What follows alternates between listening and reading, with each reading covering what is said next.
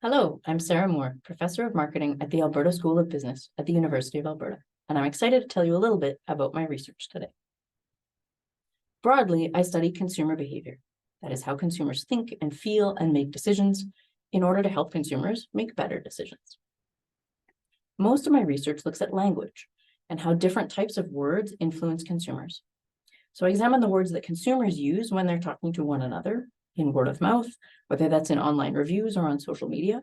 I also look at the words that firms use when they're talking to consumers, whether that's in advertising or on social media or in customer service emails or customer service interactions. I've explored various types of words and language, including explaining language like because. I've also studied emoji and swear words, and also pronouns like we and you. In one paper, my co-authors and I examined the language that customer service agents use in email interactions with customers. We looked at pronoun use, we, you, or I, and we looked at what pronouns agents think they should use versus what pronouns consumers actually prefer. To do this, we used experiments, and we also had a large data set from a retailer of their email interactions with customers. We find that most companies think that customer service agents, unsurprisingly, should prioritize the use of you pronouns when they're talking to customers. After all, the customer is always right. So customer service agents should say things like, what issue are you having? How can I help you today?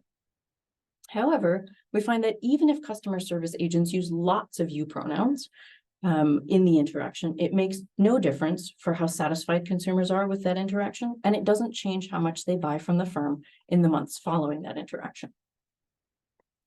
We also find that firms think that customer service agents should refer to themselves and the firm using we pronouns.